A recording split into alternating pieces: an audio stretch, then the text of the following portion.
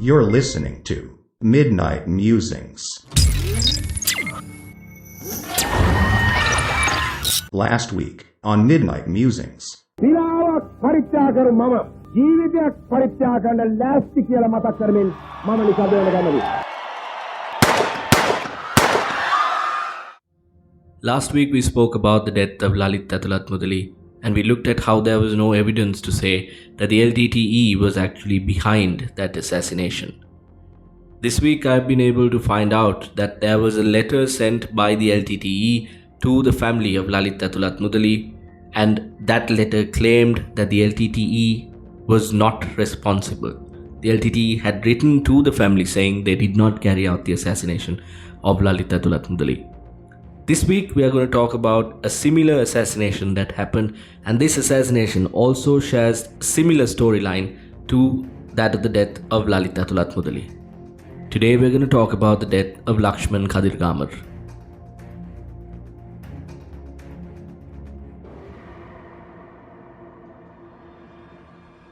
What is the official story regarding the death of Lakshman Kadirgamar?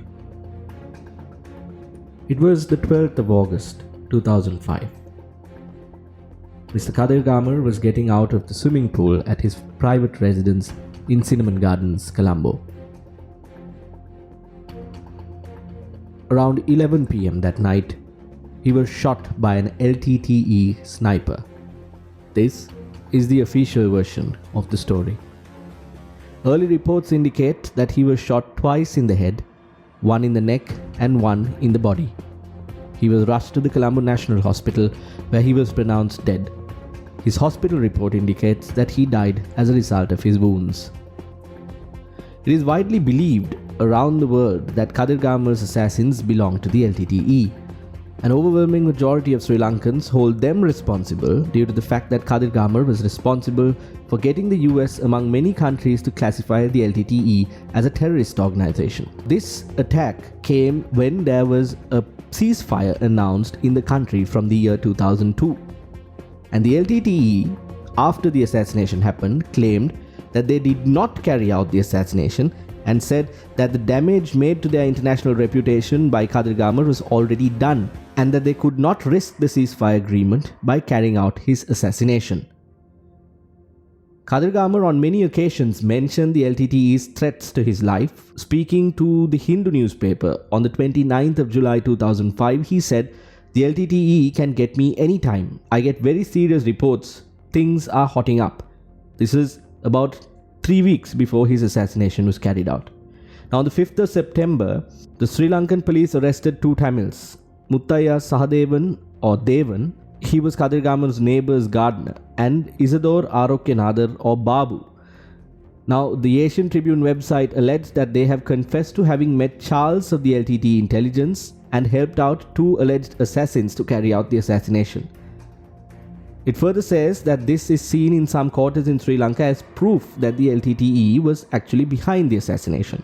The suspects arrested in this murder were released because there was no evidence found after over 2 years in custody.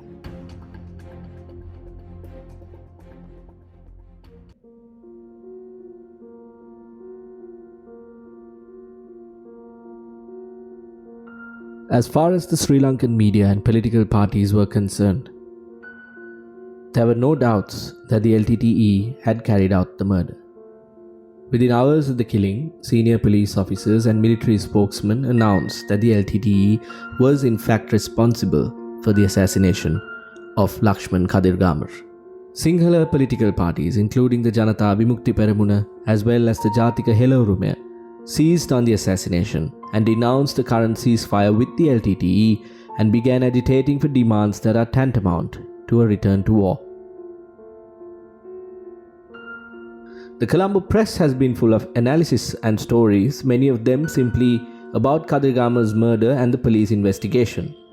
All of them begin by assuming that the LTTE, which has publicly denied the responsibility, was to blame. No alternatives have been canvassed. Now, at this time, it was very possible that the LTTE did in fact order the assassination, because from the time frame from 2002 to until 2005, when this assassination actually happened, The LTTE had gained very little from the ceasefire that was in place. Peace talks had been stalled since 2003, and efforts to establish a joint tsunami aid mechanism with Colombo had also been delayed. In the eastern province, officials and fighters were being attacked regularly by a breakaway faction that receives covert support from maybe a government faction.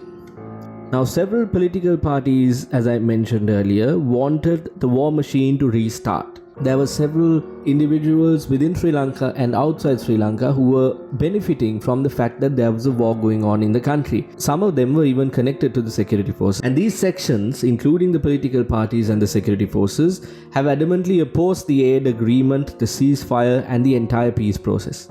It is certainly possible that these elements from these reactionary layers could have hatched a conspiracy to murder Kadirgamar and pin it on the LTTE so as to poison any renewal of peace talks in 2005, especially after the country has suffered from the tsunami.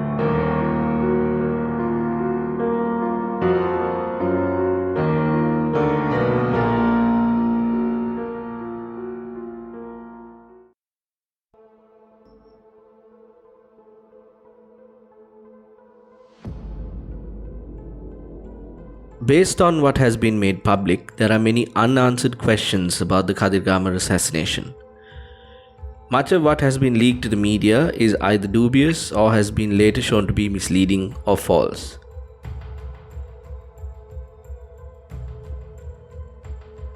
Let me just take you through some of these information that has been made available. Kadirgamar was shot at about 10:45 pm after a swim in a pool at his home at Bullers Lane in a well-off area in central Colombo. Captain Manatunga was his head of security. He testified to a magisterial inquiry that there were 5 security personnel around the pool and at the home. He said he heard the shots, returned fire, and then with the other guards took the minister to the National Hospital. Now, with this statement comes up the question, why was there no effort made to catch the killers at the time of the shooting?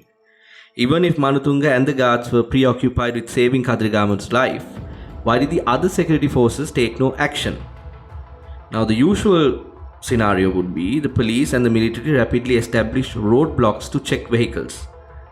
After the murder of one of Sri Lanka's most senior ministers, no roadblock was set up for at least 2 hours.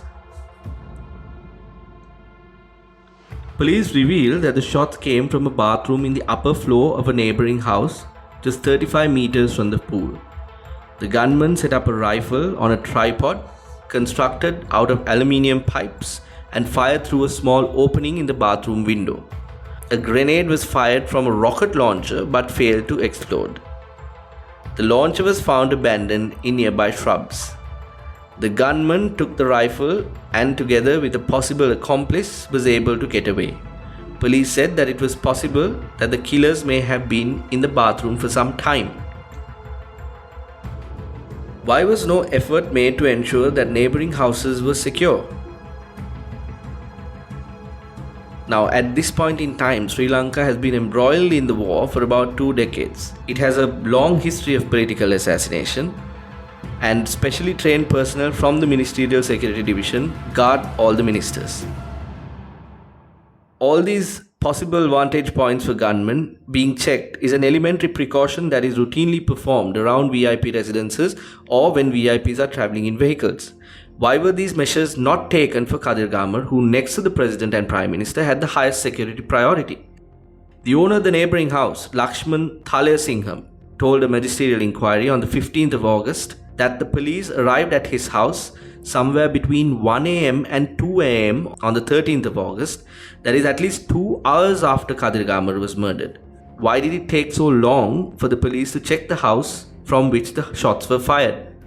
At the time of the assassination in 2005, there were newspaper reports claiming that Kadirgamar had received a warning from a Western intelligence agency via the country's Directorate of Military Intelligence of a plan to kill him. The 1-paragraph warning had said a plot to assassinate him was to be executed in August of 2005.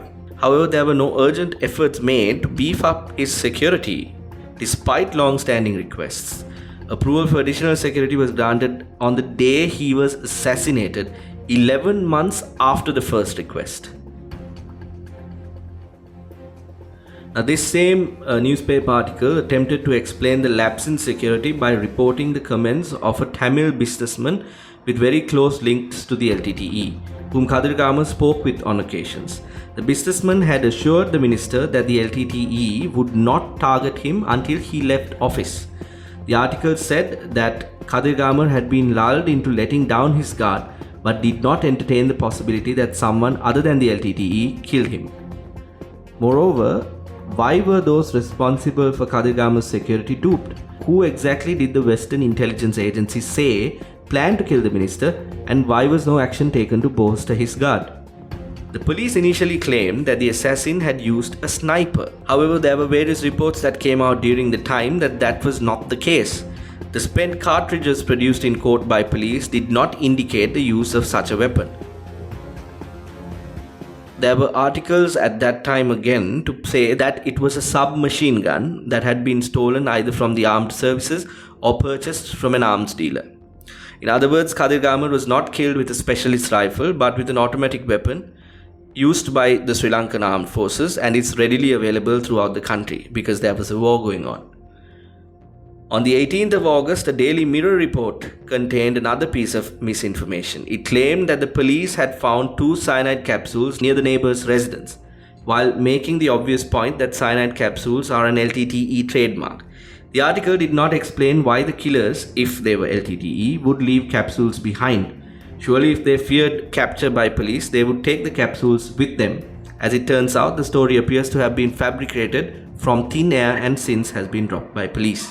In the immediate aftermath of the assassination, military spokesperson at the time, Daya Ratnayaka, declared that the killing had all the hallmarks of the LTTE. In fact, the opposite is the case. Suicide bombers, not snipers, have been the hallmark of LTTE assassinations. Indian Prime Minister Rajiv Gandhi, Sri Lankan President Ranasinghe Premadasa, and several other high-level Sri Lankan ministers were all killed by suicide bombers. In 1999, President Chandrika also survived a similar attack. Unlike suicide bombings, which require a high degree of commitment, there is no shortage of soldiers, army deserters, paramilitary members and gangsters in Sri Lanka with all the necessary skills to fire a rifle to kill a minister either for political or financial motives.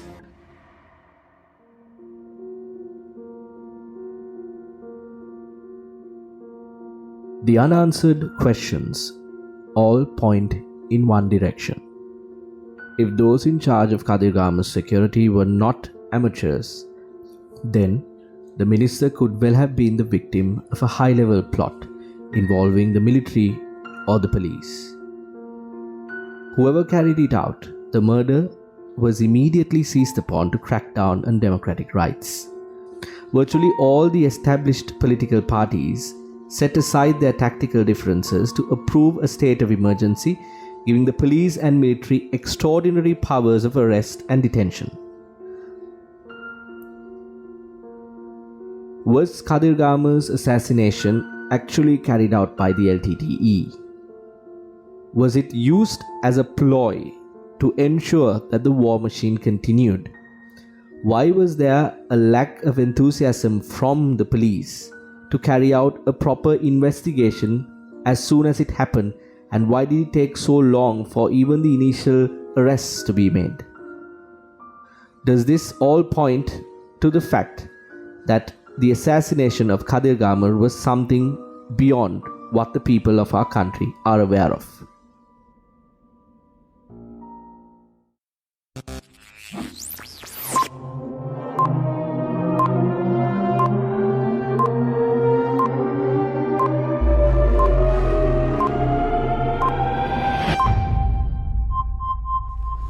Listen to Midnight Musings every weekend on this Twitter space.